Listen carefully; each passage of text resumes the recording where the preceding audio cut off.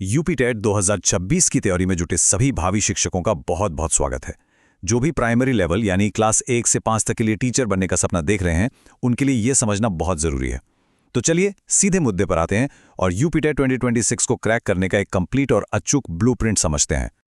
नमस्कार, मैं विपिन कुमार आपके अपने चैनल गवर्नमेंट मंत्रा में स्वागत करता हूं। हमारा मकसद बिल्कुल साफ है, सरकारी नौकरी की इस यात्रा में एक लाइट हाउस की तरह सही दिशा और सटीक मार्गदर्शन देना। तो चलिए मिलकर इस सफर की शुरुआत करते हैं। आज की हमारी चर्चा इन 5 जरूरी पॉइंट्स के इर्द गिर्द घूमेगी। सबसे पहले एग्जाम की बड़ी तस्वीर को समझेंगे, फिर इसके पैटर्न को डिकोड करेंगे, सिलेबस के 5 मजबूत स्तंभों को जानेंगे, एक छिपे हुए पैटर्न को उजागर करेंगे और आखिर में सिलेक्शन तक पहुंचने का रास्ता देखेंगे। देखिए, किसी भी जंग को जीतने के लिए पहले उसके नियम समझना बहुत जरूरी होता है। इसीलिए हमारी रणनीति की शुरुआत होगी ऑफिशियल नोटिफिकेशन की सबसे अहम बातों को समझने से। तो यूपी टेट आखिर है क्या? इसका पूरा नाम है उत्तर प्रदेश शिक्षक पात्रता परीक्षा। मतलब ये उत्तर प्रदेश में क्लास 1 से 8 तक पढ़ाने के लिए एक अनिवार्य कंपल्सरी एग्जाम है। इसका असल मकसद है टीचर क्वालिटी को बनाए रखना। तो ये सिर्फ एक परीक्षा नहीं, बल्कि एक शिक्षक बनने के सपने का पहला और सबसे जरूरी कदम है। ये तारीखें इन्हीं कहें नोट कर लीजिए, ये बहुत जरूरी हैं। रजिस्ट्रेशन 27 मार्च से शुरू होंगे, एडमिट कार्ड 30 जून को आएगा और एग्जाम जुलाई के पहले हफ्ते में होगा। इन्हीं तारीखों को ध्यान में रखकर हमें अपनी रणनीति बनानी है, क्योंकि जानते हैं समय का सही मैनेजमेंट ही आधी जीत है। और हाँ, ये रही एप्लीकेशन फीस की जानकारी। जनरल, ईडब्ल्यूएस और ओबीसी वर्ग के लिए 1000 रुपये, एससी/एसटी के लिए 500 और दिव्यांग श्रेणी के लिए 300 रुपये। तो फॉर्म भरने से पहले ये सारी जानकारी पास होनी ही चाहिए, ताकि बाद में कोई कंफ्यूजन ना रहे। चलिए अब इन औपचारिकताओं से आगे बढ़कर सीधे एग्जाम के पैटर्न को समझते हैं। इसे हम कहते हैं 150 का मास्टर प्लान। ये वो गोल्डन रेशियो है जो इस पूरे एग्जाम की नींव है।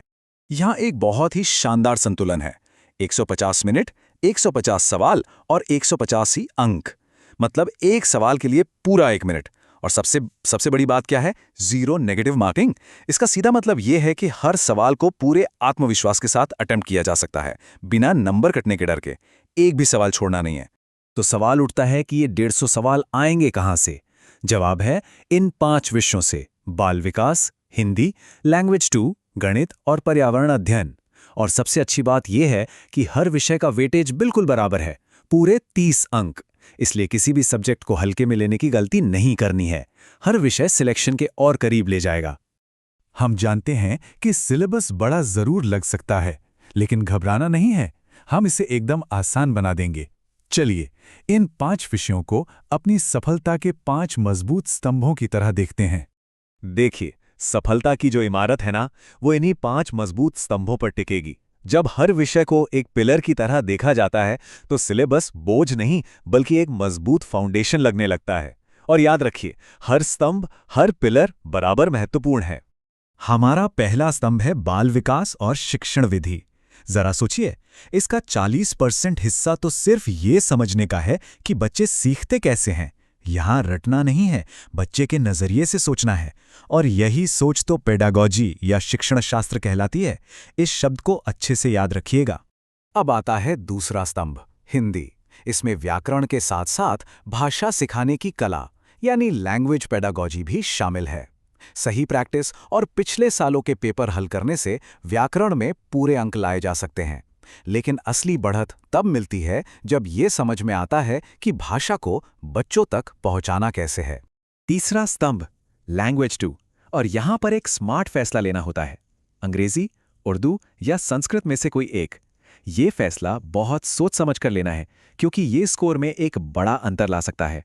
अगर 2 भाषाओं में बराबर की पकड़ है, तो उस भाषा को चुनना बेहतर है जिसका सिलेबस और पेडागॉजी ज्यादा मैनेजेबल लगे। चौथा स्तंभ है गणित। मैथ्स में सवाल हल करना भी आना चाहिए और यह भी पता होना चाहिए कि बच्चों के मन से गणित का डर दूर करके उसे सिखाया कैसे जाए। बस यही है गणित की पेडागॉगी। मतलब सिर्फ क्या सिखाना है ये नहीं, बल्कि कैसे सिखाना है, इस पर भी पूरा ध्यान देना होगा। और ये रहा हमारा 5वां और आखिरी स्तंभ, पर्यावरण अध्ययन यानी ईवीएस। ये एक इंद्रधनुष की तरह है, जिसमें साइंस, सोशल साइंस और सिविक्स सभी के रंग शामिल हैं, परिवार से लेकर संविधान तक। और इन सभी को एक साथ सिखाने की कला ही तो ईवीएस की पेडागोजी है। तो हमने पांचों स्तंभों को एक एक करके देखा और शायद एक बात पे गौर किया हो कि हर बार एक शब्द बार बार सामने आया।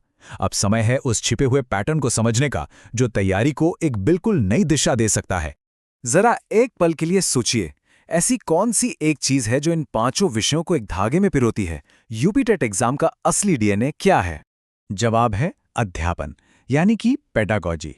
ये सिर्फ एक टॉपिक नहीं है, ये यूपी टेट की आत्मा है, उसका कोर है।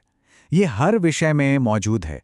जिसने पेडागोजी को समझ लिया, समझो उसने परीक्षा की आधी लड़ाई तो वहीं जीत ली। ये सिर्फ विषय के ज्ञान की नहीं, बल्कि एक शिक्षक बनने की कला की परीक्षा है। तो ठीक है, अब जब हमने इस छुपे हुए पैटर्न को समझ लिया है, तो अगला सवाल ये है कि इस ज्ञान को सिलेक्शन में कैसे बदलें। चलिए अब देखते हैं गव मंत्रा की खास रणनीति। हमारा जो सिलेक्शन फनल है, वो एक शेफ की रेसिपी की तरह है।